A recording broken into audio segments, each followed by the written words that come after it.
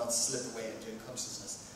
And so I Googled cat videos and the craziest world records of Guinness. And one time, I literally typed this into Google. The coolest job on the internet. And at that point, I had to go to South America and then to Asia, because it was kind of like a fundraising world trip. And I was not looking for a job, I just did that for fun. And when I typed this into Google, the first result was a job offer from a company in San Francisco, who were looking for someone for the London office, for a pre-sales position, like a technical sales position. And they had an online application form, which I had completely left blank. I put in Fabian, not even my last name, Fabian, and my number in Congo, which nobody knew. Nobody had that number. And I had a Nokia 2110 phone, one of these old phones in Africa. So the next morning I wake up, I'm still in delirium, and I'm passed out on the floor, and my phone rings, and I'm like, who has this number? How can anybody call me? And I was like, +44, that's UK. Oh my God. So I pick up the phone and I say, hey, this is Maxime. You applied for a job for our company. I'm like, oh. And I had no idea what this company does. So I took my laptop and I went on zendesk.com, cloud-based customer service something.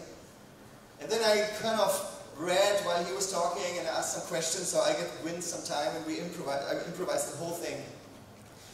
And Maxime really talked about the job as if it would be the coolest job on the internet. It really sounded good.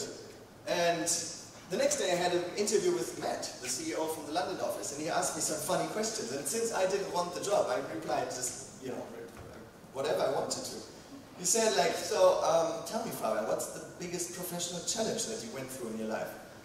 And I was like, well, I don't know if that counts, but I just drove an old Mercedes through Nigeria. That wasn't really easy.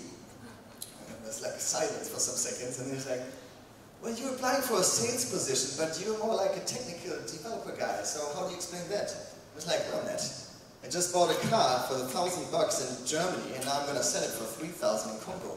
Wouldn't call that a sales weakness, right? And then he said, well, when can you be in London?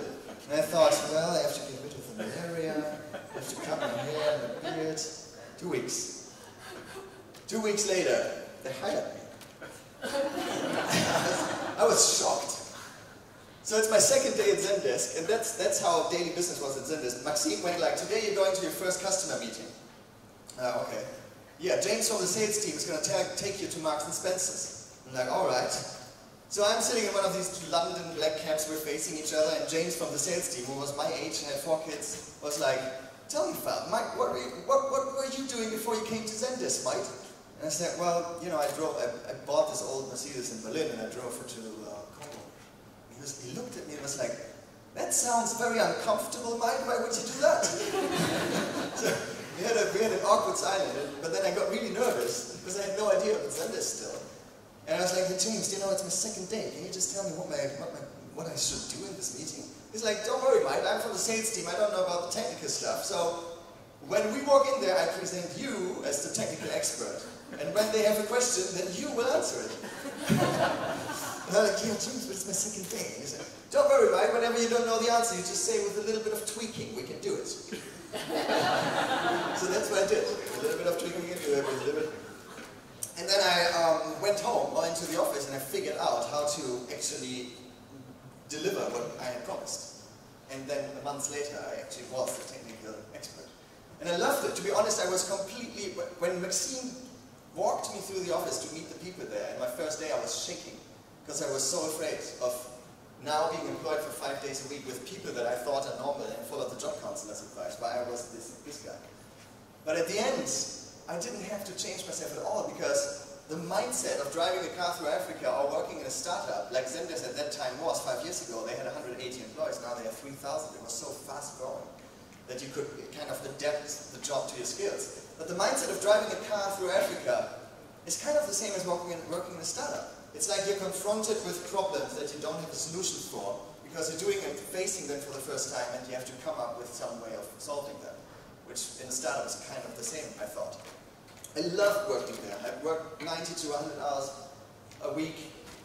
But after like 200 EasyJet flights later, I felt like I need my freedom back somehow. And serendipity kicked in again, because a customer from Berlin needed a data migration. They were using this old clunky OTRS system, and they wanted to go to Zendesk, so they need to bring the data across to Zendesk. And Zendesk doesn't do that. They don't do data migration. So I had the job to find a third-party provider to actually make this data migration happen. And the German partner quoted $25,000. So everybody was mad because we promised the data migration as part of the deal. And then I said, well, Matt, why don't you give me a week off and I try to do this data migration at home? Which is what I did. And I saved Zendesk this $25,000. So that got me thinking. I was like, if I do those data migrations on my own, I can charge half of that money, but I still would be really rich. And then that's what happened. You know, I left Zendesk. They said, okay, so we don't have a gap after you leave.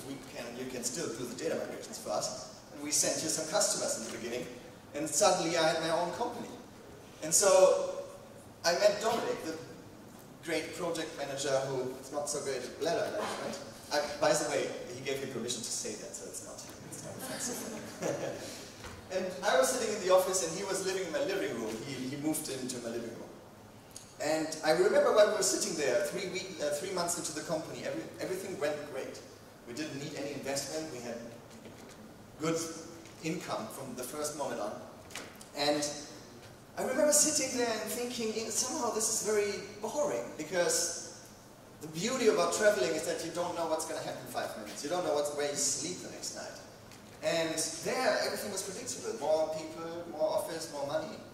And it felt like going to the cinema, already knowing what's going to happen at the end of the movie. And so something had to happen. And I don't know why, but I had the idea to write a message to my friend David. This is David. Oh, no, I'm sorry. That's David. He's a great guy. He's from South Africa, and he bought this bulletproof Land Rover Defender from the Nigerian embassy and drove north for 5 years, and afterwards ended up in Kazakhstan after 5 years of driving through Africa. So I met him somewhere in Africa, and I don't know why, but I sent him a message on Facebook. I said, "Hi David, what should I do with my life? ?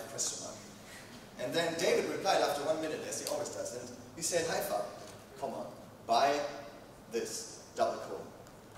And then he pasted a link to a Land Rover, which was parked in Buenos Aires. Very random. And I was, what the hell should we do with a Land Rover? You know, I'm not a car guy. I learned driving in Africa. I never had a car before. And then I went to the bathroom, and I thought, Land Rover. Oh, maybe if we run the company from the Land Rover and drive from Buenos Aires to Colombia, because there we can ship it back to Germany. Then we have the unpredictability, we have the challenge, and it's going to be a lot of fun. And so I went into the living room where Dominic was sitting, and he was typing away on his keyboard. And I said, "Hey Dominic, want to manage the company from the Land Rover, where we drive from Argentina to Colombia?" And he looked up, he was like, "Yeah, sure." I was like, "I'm serious." And he's like, "Yeah, let's do it." And that, ladies and gentlemen, is how we ended up stuck in the desert in South Peru. Now, this trip was very interesting for many reasons. And just so you understand what it meant to suddenly be there, I give you some little bit of background about what we do. We're a service company, we don't have a product. So we do custom integrations, and we extend the functionality of cloud-based tools like Salesforce and Zendesk. We do data migrations, and we train agents and all that. It's very boring. If you don't do it from the Land Rover, you'll probably go nuts after a while. So we have a lot of small clients from Silicon Valley usually, but also those guys, Goldman Sachs and Intel and Microsoft. And if they knew, don't tell them. Oh my God. So the interesting thing about this trip was that when we were in Berlin, we worked 7 to 10 hours a day. The stuff that we do, plus the annoying things like, you know, invoices and contracts and all that. But on top of that, we did Startup Diaries, because our project in South America was called Startup Diaries. We did a video documentary about being a nomad company and also about meeting people who work differently. So on top of what we were already doing in Berlin, we now had to drive 20,000 kilometers through Argentina, Uruguay, Chile, Peru, Ecuador, and Colombia. We had to deal with all the car problems, because the Land Rover always breaks down. We have to contact and interview the people, we had to publish the videos, we had to do the storytelling, we had to show up with the news. And we're not video producers, we're not video editors, we didn't know anything about that. So from one moment to the other, everything that we were used to, the infrastructure, the Wi-Fi, everything turned into this. down-breaking cubicle box that, yeah. So let's see how we manage that. This is how we slept. As you can see, the Land Rover has a foldable pop-up roof, and there we see Wim, the bone guy, sleeping on the bottom, and Dominic and me, we were on the top, like this, like sardines, with earplugs and something to cover our eyes. And there you really get good at bladder management, because if you wake up at 6 AM and you're like, you should go now, then you think about it twice, because when you step down, you probably step on Vin's head or on his bone. And you don't want to do that, he's really mad in the morning. So you just fall asleep again, and it works. After 2 hours, I'm just like, really have to go to the bathroom now. So anyway, that was how we slept, that was fine. With all these electronic devices, MacBooks, cameras, microphones, of course we needed electricity. As you can see here on the top of the car, there's 2 solar panels which constantly feed energy into the 2 batteries which were located below the driver's seat. So that wasn't a problem. There was South America, lots of sun in that areas, so we always had energy. Now, my biggest fear was, of course, connectivity, because since we work with cloud-based systems, for 90% of stuff we do, we need to be connected. And you know, of course, Wi-Fi comes to mind, and every time I'm in South America, there's more Wi-Fi hotspots, and they're also much faster. But none of this would have been possible without the mobile connection. This is a page from my diary, and the bigger cards here are from the Africa trip in 2010, and the smaller cards are from the South America trip in 2015. You can get those cards everywhere on the world. They cost between 50 cents and 15 euros, and they come with a preloaded data package of 4 gigabytes to like 200 megabytes up to 100 gigabytes. I now live in Montenegro for most part of the year, and for 10 euros I get 100 gigabytes, and it works in the caves, on top of the mountain, in a submarine, everywhere. I have 4G connections. It's crazy. Recently I flew to Dakar to visit a client in Senegal, and this is an ad I saw on the street, always connected as much as you want. And that's how it was. When I landed in Dakar, I bought this SIM card for 8 euros, and it came with a 10 gigabyte data volume. And while I was walking around in Dakar on streets covered with cows and goats, in dusty streets, I was able to have a call which did not break up with a customer in Melbourne. I then went on a road trip to Gambia, and this is the street where I lived. The door where the girl with the red shirt walks in, this is where I lived. I had to use a bucket to shower in this place. And my SIM card in Gambia cost me 50 cents. And I was able to have a call with a company in San Francisco, which did not break up behind this wall. It's just like the internet is literally nearly everywhere. It's already here, and then at some point it's really going to be everywhere. Anyway, back to the South America trip. One of the most challenging things was the workload. How did we manage to compress this 8 hours that we used to work in Berlin to just 4 hours in South America? I think we saved 1 hour just by getting rid of this mindset of 9 to 5. You know, it's the typical Tim Ferriss rant. If you get a job, if you get a task from someone at 9 AM and you know that with total discipline and focus you can finish it in 3 hours, why would you do it? If you know you're going to be sitting in the office until 5 anyway. You have to be very intrinsically motivated or believing in the purpose of the company to actually try to get it done faster. And not everyone is. So knowing that when we are done we can actually jump into the waterfall, or we have to film our video documentary, gave us more focus. I think an hour we saved probably by the pressure, because the common theme was, man, we have another 90 minutes before we hit the desert, and then there's no internet for 6 hours. So if you have 30 emails that you have to respond in that time, you just do it, and no bing does distract you so much, you know, and you don't check every email once it comes in. But when you're done with one task, I think the biggest chunk of time we saved because we learned to use certain tools in a specific way, and we came up with custom shortcuts. And I'll give you some examples. This is the tools that we use on a daily basis. Trip mode is pretty interesting when you use a mobile connection. Like when in South America, you buy your SIM card, maybe you only have 20 gigabytes and you pay for every gigabyte. You don't want that your friend puts a 4 gigabyte Dropbox file in a shared folder and that it gets automatically downloaded, because that takes away the data, right? So with trip mode, you can see which applications use your internet connection. You can individually enable and disable them. Very, very useful. We use Google Calendar to schedule every meeting. We get free SMS like 10 and 20 minutes before the meeting starts, so we never miss a meeting. We do all calls with Skype or with Zoom or with GoToMeeting. Basecamp for more, complicated projects. I talk about Calendly later. Antisocial is very interesting. If you're like slightly ADHD and you can't control your social media usage, you can just start antisocial in the morning. It asks you, how many hours do you want to be antisocial? You put in 8 hours at 9 AM in the morning, and then you have no chance to open Facebook and other pages that you define. And I always do that. And then during the day, I'm like Command T to open a new tab and put F, which auto-completes to Facebook. And then I hit Enter and like, oh, thank God I blocked it. Outfit Up, talk about it. Just about this, when you do data migrations, you sometimes have to download 50 gigabytes of data and then upload them somewhere else. Now, of course, we couldn't do that from the desert with our little SIM card data volume. So that means we have a server, which is in the US, and another server in Germany, and we just connect to the server via the console with SSH. Now, we need very little data volume to be able to control the server from the distance. But the server then downloads the gigabytes of data and uploads them somewhere else. We just remote control the server. So that was very crucial for this trip. Anyway, let's talk about those tools that saved us so much time. And here's just some examples, but please keep in mind that these are examples, and it's not about this individual thing. It's about that we came up with 100 of those things, and that all this together saved us a lot of time. And the moments when we were in the desert, when we knew, okay, we just leave this village now and we have 6 hours of offline, they first felt like, now we can't be productive and we're losing time. But afterwards we appreciated those offline moments so much because we had the time to think about what are the repetitive things that we do on a daily basis that we can find a better solution for. So here's an example. We have clients all around. So they might be in Melbourne, they might be in San Francisco, they might be in Dakar. And what the common theme is an email like this: hey Fabian, can we have a call so I can walk you through our requirements? Now of course this guy's in San Francisco and he believes that everyone else is too.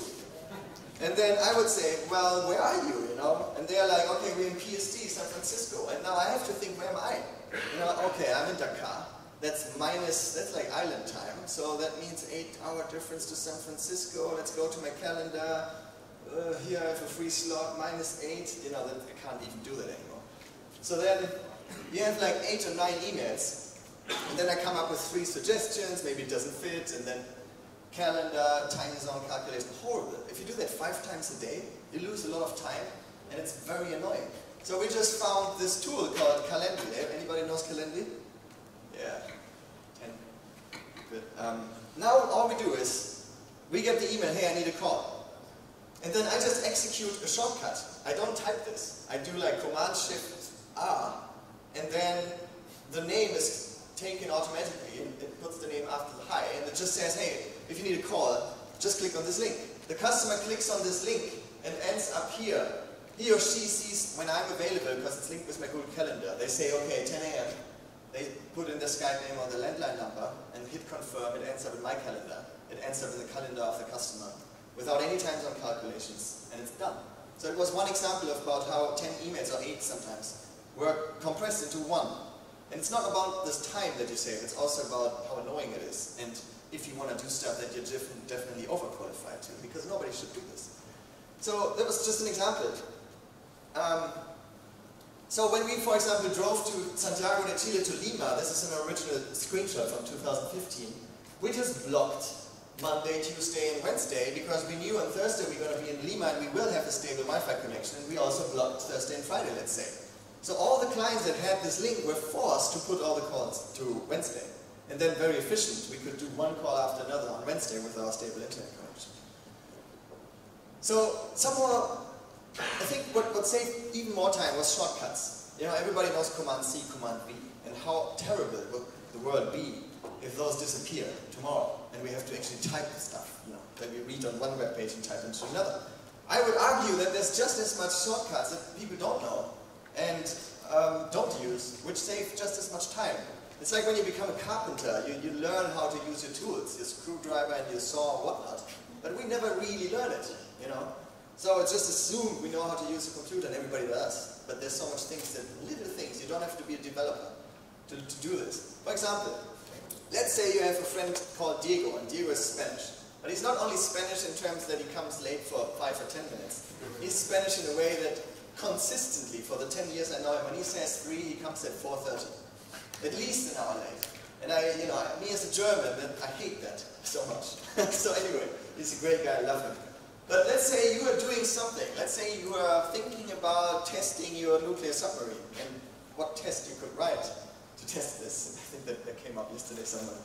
And you're in this task with the flow of, totally involved in this task. And now Diego sends you a message and he says, hey, I want to go to CrossFit tomorrow at Holmes Place, which is some joke. And then I would say, yeah, but be on time. I will send you a calendar invite so you don't miss it. Now, what does it mean if I have to invite Diego for an event in Google Calendar? I have to go to my browser, I have to open Chrome, I have to go to google.com/calendar, I have to find tomorrow, I have to go to 8 p.m., I have to click at 8 p.m., I have to give it a title, I have to put in a location, and I have to invite Diego. We have the 10 steps already. Now, it's not about the time you lose. That probably takes you 50 seconds up to 1 minute. But it pulled you out of what you were doing, the test. And you were in the flow. It's a major difference if now it takes you 10 seconds to invite Diego to an event, or 1.5 minutes. Now what if it could just be 10 seconds? It actually can. So if you use the same tool, it's called Alfred App, but you have similar things in Windows. All I need to do now is command space, and this thing opens. It's kind of like Spotlight, and I say CAL, which is the keyword for the calendar, CrossFit tomorrow 8 p.m. at Holmes with Diego. You can also say tomorrow 8 p.m. with Diego at Holmes CrossFit or something like that. It recognizes it. You don't have to learn it by heart. When you press enter, and this took me 5 seconds, everything happens automatically. Chrome is being opened, a new event is created at 8 p.m. The title is CrossFit, and it takes tomorrow 8 p.m. as the time. It takes at Holmes for the location, and with Diego, it automatically invites Diego. Done. Also, 10 steps reduced to 1. But again, it's not about the time, the 40 seconds you save. It's that if it only takes you 10 seconds, you are still in the flow of this primary task. And if I want to tell someone how to get to my place in Berlin, I just do my direction, and it's a pre-made shortcut, so wherever my cursor is, this text is being inserted. You get the idea. But you can do complicated stuff with this. You can, let's say you record a podcast, and when you record a podcast, you have show notes, you have Skype, you have some screen recorder, maybe you have something else. You can come up with the keywords, which is called podcast mode. And when you hit enter, all these apps open and they position themselves at exactly the locations where you always want to have them. And then you can switch between dev mode, programming mode, testing mode, and it's very efficient. So this can be done with searching. Oh, this is my statistics. I use 132 times command space during 1 day, and if that saves me 20 seconds every time, I save 2 hours a day. If you overdo that, your command button at some point looks like this. This is from the computer, which is standing right there, and I love this computer. It's the late 2013 Mac model without the Ethernet plug. And it went through deserts and jungles and rainforests, and it never broke down. But it eventually broke down. I needed to replace the screen, and I needed a new battery. So I brought it to the store. And when I picked it up, they had a big smile, and they